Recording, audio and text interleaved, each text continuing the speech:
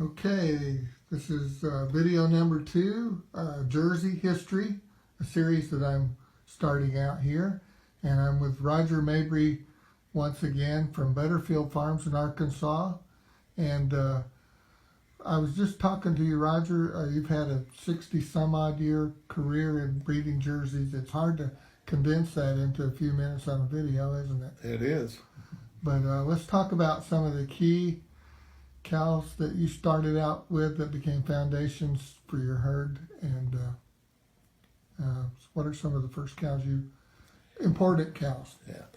The first important cow that I got a hold of was the Pedro Pen Rebecca, which scored 92.5, and she won every show we went to. I mentioned her in the previous one. She had good offspring, and her family continued all the way through my career. The cow that topped our last sale went directly back to her. Amazing. And that covered 60 years. Yeah. And that family is still going strong. One of the last significant ones was a 95-point cow that was at Derek Page's last at Pagecrest. She had a daughter that was good. I don't know what's become of that one, but and there's been a cow or two showed up in Australia from that family that was pretty good. I had an All-American aged cow, went directly back to her. And pretty good start to your herd. Yeah, it was a good day to have bought her. Mm-hmm. And I didn't get all of her daughters. There were a couple other good daughters that I tried to get and I couldn't, but they were really good too. And that was the primary start. What are some other cows that you... Well, I acquired Gibby's designer Stuffy, which was sired by a son of Wonderful Dream in Gibeah that came to Arkansas and served here in a couple of herds and did well. The Stuffy cow was a black cow. Really a good cow. I don't think we ever got her excellent, but she preceded the Samantha Lou's and Samantha cows that gave me a 95 or 2 and a President's Trophy winner. What was her record when she won that trophy? I believe it was 32,000 of milk and 1,800 and something of fat. And that was 2 times milking at Fairview Farm in West Virginia after I had sold her in the All-American. And fortunately, I had one daughter left by Fairview Dutchman, Nancy's son, out of a national champion production cow that we had on the farm at one time, and did a good job for me. But Samantha Lou was the daughter of Expo Samantha. She went 95 and made almost 1,000 pounds of fat at my place, about as high as I'd ever gotten one to do that time. She left a series of good daughters and their daughters and their daughters, and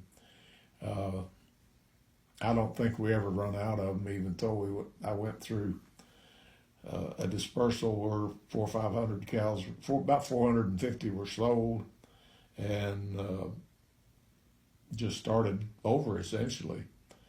And that was a family that persisted anyway. Then I guess another cow that was quite important at that time was the family that created the summer cows, Fetus Winter Spring and Fetus Summer, 94 and 95. And loved those cows. They were first prize produce, the All-American a couple of times, and daughters of those cows I think won twice and maybe second another time, and were part of our best 3 females. And we didn't do a lot of showing, and I never showed just my herd. It was always in combination with Darrell Lewis or someone else where we could get them out. I never owned a trailer to haul them around in. You got to haul them there one year. Yeah. We spent most of a night at the side of the road in St. Louis. Yeah, well, things happen, especially when I'm involved. Yeah, as far as stuff happens. Yeah. But So when you went to buy that summer family, tell us about that. well, as I told you earlier, I borrowed a plane, hired a pilot, flew through a rainstorm, and the pilot overshot the runway where we were supposed to land at Dr. Cutlip's place, Prospect Lane, I think it was called, and Tennessee? in Tennessee. And the man's wife had to come to the 60-mile destination, pick us up. We got to the sale just at the end of it. And Summer's mother and her maternal sister, the two cows would have been a fantastic produce. We never got to show them. But anyway, they came in the ring, and I got them both, and one more that I should have left there. But we brought those cows home, and they were terrific bird cows. Of course, Summer's mother was by a son of Marlou Milestone. He's a big, sharp thing and just almost ahead of her time. She had a shade of edema in her udder, which I didn't know how to handle, and if I could have gotten that out of her, she'd probably scored 93 or better.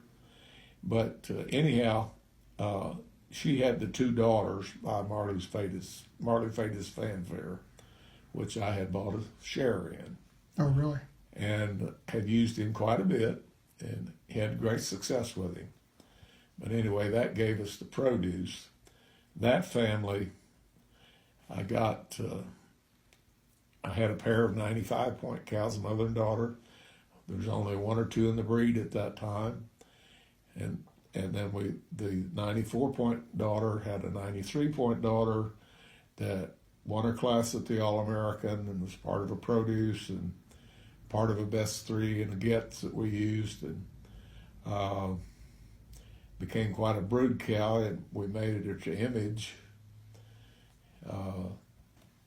And John Miller got one of those that did really well, and he got quite a family out of her. I wound up with a Renaissance and another one out of that family back, sold them in the sale for good money, and the family just kept going. John Miller still has some. I think he may have some young ones from frozen embryos now, but they were a real boost. Pretty cool way to show up at a sale at the last minute and snag some real foundation cows. Yeah, the top cow was brought $5,000 or $6,000 and went to Sawtucket River, and I don't think she won but one show, and I bet nothing ever happened after that. You didn't pay that much for yours. I sure didn't. I don't know. I paid maybe $600-700 for them, but that's piece. great. But, great story. And then you bought some pretty good cows out of Texas. Yeah, while I was doing my active duty with Uncle Sam's Army at Fort Hood, Texas, somebody at Belton, Texas had bought a high-priced cow, and I had to go see her, of course. It wasn't too far away. And in fact, I visited about every herd I'd ever heard of in Texas while I was in there, but in Fort Hood. He said I needed to go see Mr. Bob Gray's herd that he had just classified, and he had 2 or 3 excellent cows. Of course, nothing to do but me go and see them, and I got over there, and I just fell in love with that herd of cows. They were ahead of the time of what people look for in show cows at that time. It seemed like people were looking at the more refined, flat bone, flat rumped, cute cows. The Texans were running to Canada and all over to find something to show. And I found them in Texas. Right under their nose. J. Fred Davis said he'd been going past that herd for years and didn't even know it was there. And I come in there and I bought, the first trip I bought 3 Just to Be Noble, or 2 Just to Be Noble Lames. No, 3. 2 went 92, 1 went 94. She was the mother of another family, an epic daughter that became quite a brood cow in my herd.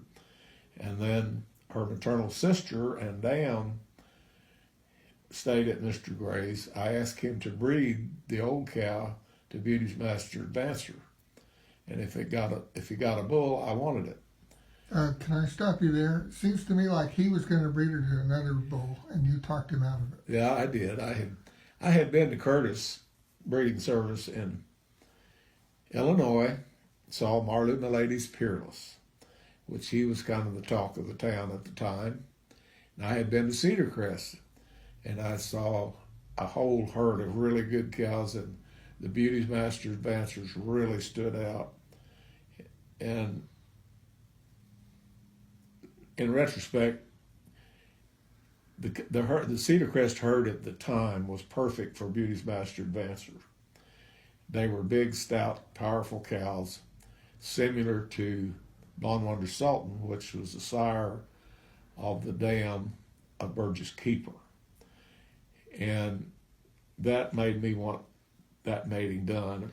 Well, Mr. Gray was about ready to quit, and I talked him into letting me have the old cow and the calf, which was Burgess Keeper. My dad went down and got them and hauled them home in the back of a pickup truck. The old man, Gray, had a dog there that was well trained, and believe it or not, he could tell that dog the number of the cow that he wanted her to bring in. That dog could bring in that cow. He brought that old cow in and put her in the pickup. Without a loading chute? He had a loading chute, but that's the way he loaded her. And that sounds a little far-fetched, but it happened. And, of course, got the calf. The calf came in and came along right well. And a little after that, I went back to Mr. Gray's and got several more beauties. And he had a Marley Fashion Leader's son of that old cow that he had used, and really liked the daughters of him. If I'd been smart and had the money, I just bought the whole herd. But when he dispersed, I didn't have much money to work with. And I didn't even buy anything in the sale, but I bought some of those heifers that he didn't put through the sale. And all of them were really good cows. We got several excellents out of the bunch. And but you did pretty well for yourself. 96-point cow and all the great offspring from her. That was a real turning point. She was only like the third cow in modern at that time history to have scored that high. Sybil Servile Jesse was one, and Topsy eventually did, I guess, probably about the same time. In my opinion, she could have whooped any of them at that time, and all things had been equal. I remember her. She was a great cow. She was awesome, and she had what Jerseys need. She had enough strength and power and great udder, and she lived a long time. She finally got something that affected her brain, and it caused her to have seizures, and we never got her out of it. Had to put her down, but she was 15 years old. And she was prolific because she had a lot of calves. Yes, she did. She had 5 daughters, and probably 6 sons. Of course, the first calf we didn't keep, but first bull calf. And Gilbar made a lot of money off of something like a Keynote. Butterfield Keynote became Premier Sire Madison. The one we call Little Keeper, Butterfield Burgess Keeper, was a terrific brood cow, and her full sister was 93. She was 93. She'd ever gotten the opportunity, she'd probably been 95. I always thought Little Keeper should have been 95. Oh, yeah. She, well, when we took her to Louisville, she could have been champion that year. Politics has a lot to do with who's winning back there and how they stack them up. And she could have won the produce, but I think by the time we got around the produce and dam class, I'd won a few classes, and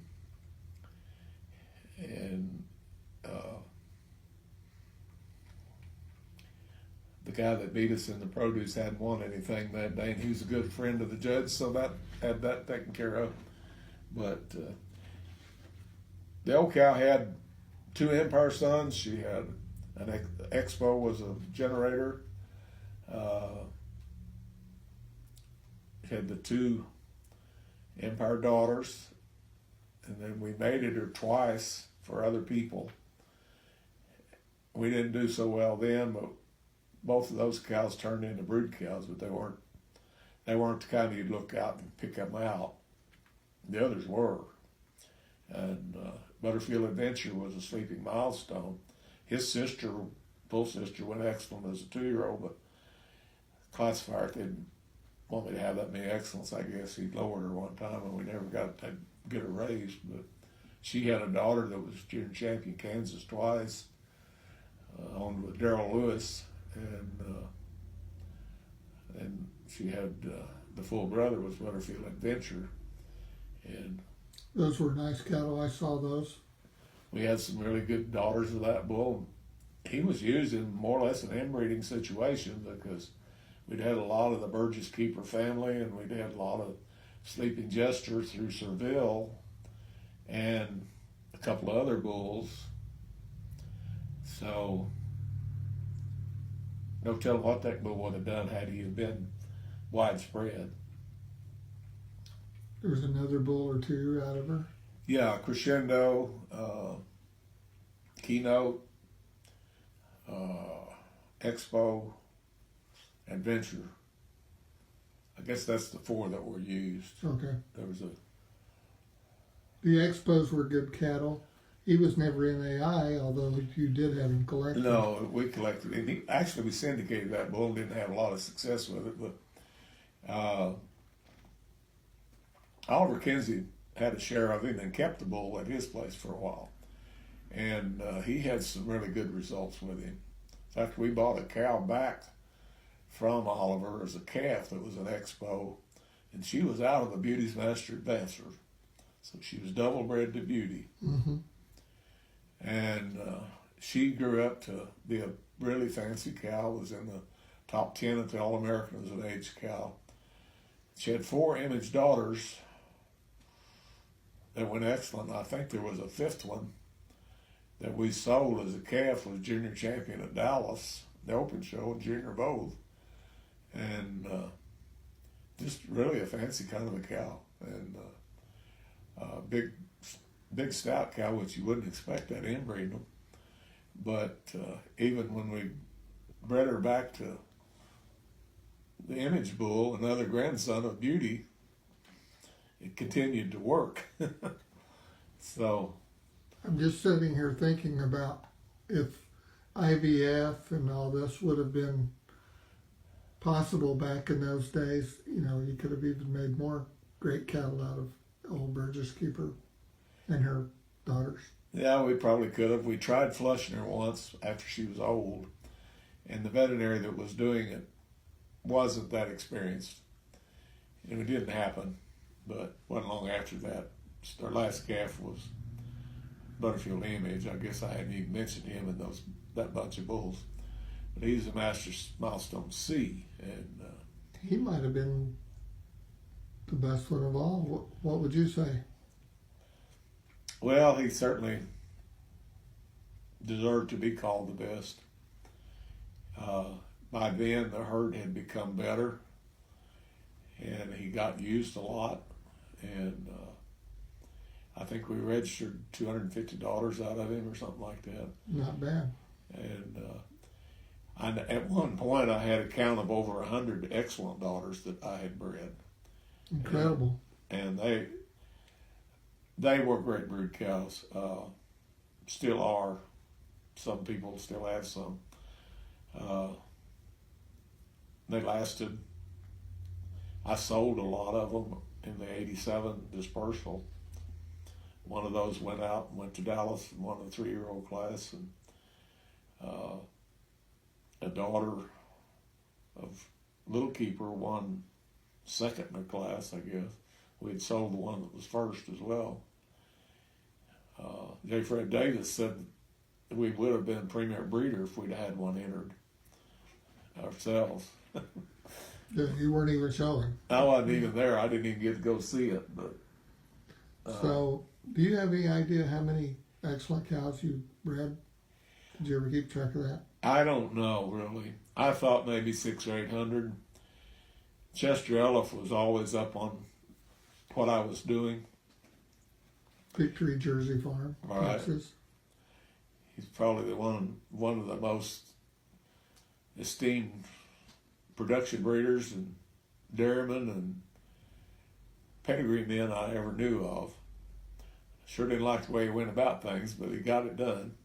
Sold a lot of high dollar cattle. But he asked me how many I thought I'd bred one time, and I told him what I thought. He said, "I'll bet it's over 1,000." So I don't know. Maybe he's right. It was a bunch. It was. I know when we there at one point we had the headlocks, and I think we could have put an excellent cow in one side. Had 62 holes, I think. I think we could have maybe more than that.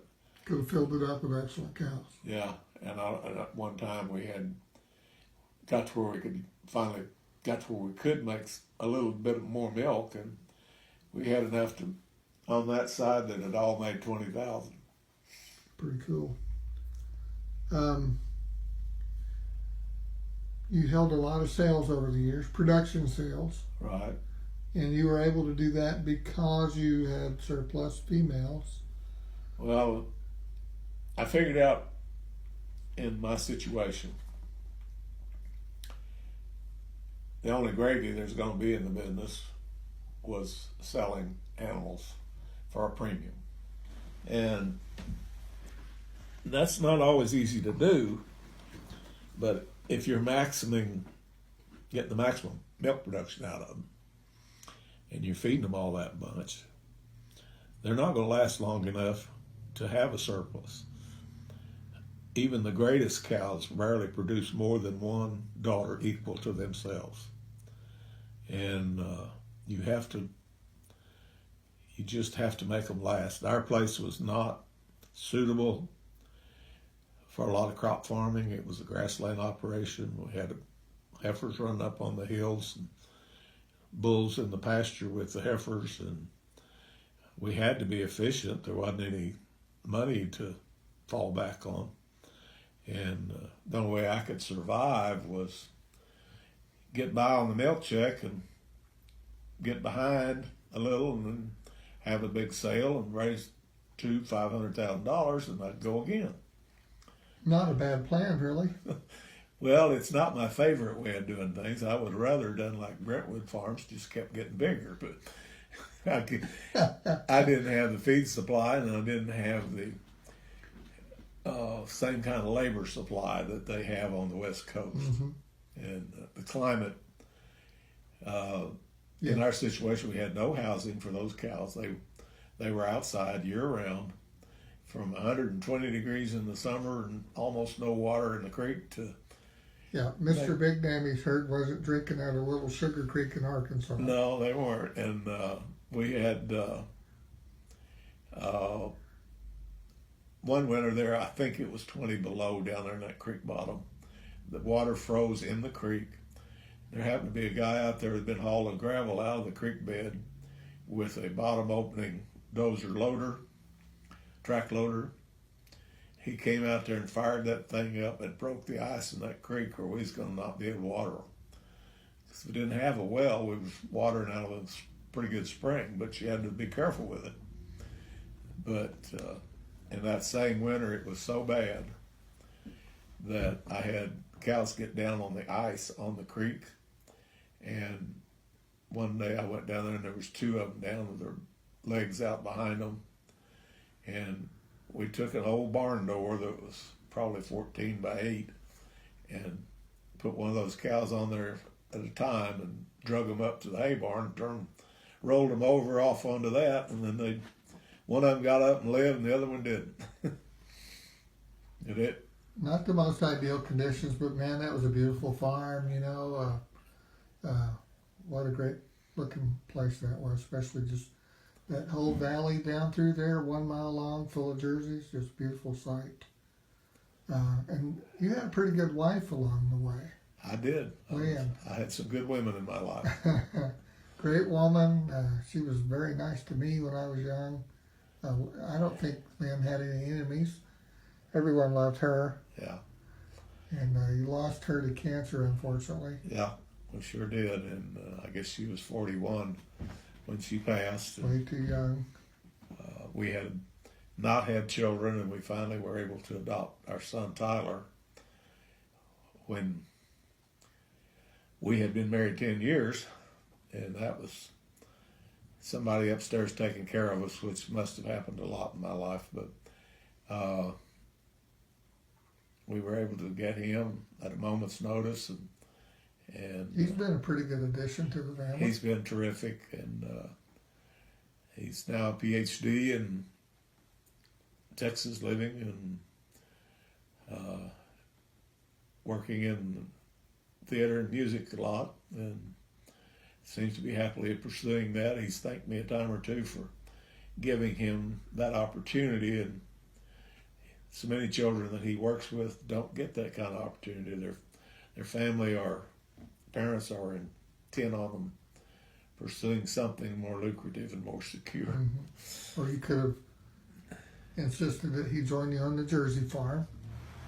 Well, I knew that wasn't going to happen. He just didn't have that in him. And But he's happily married and has given you a grandson. yes, I have my first grandson's about a year and a half old. Very cool. Seems to be doing well. Now, getting back to the cows, you had several sales over several decades. Yeah. Production sales. And then you mentioned a few minutes ago a big dispersal in 87. Yes, 450 head sold, something like about that. that. And And you kept the young calves and started over? well, Lynn passed away in 86. Okay. And we had planned to have a sale in 86, another production sale. And when she was sick for a year, we just couldn't do it. And the herd multiplied unbelievably in that year or two. It's good when they have heifers. We had seemed like plenty of heifers. Lynn was good at raising them, and we didn't have real good facilities. The old barn that we raised them in should never have had an animal in it, but we managed to get by, and we did have the heifers, and we'd get the cows bred, and fortunately an old man that I used to talk to said, don't ever, I think it was Max Gordon said, don't ever buy a bull that you're afraid to breed your best cow to. And there's some truth in that. We used some make-do bulls along the way that fortunately were very good, but one or two that I used shouldn't have been used.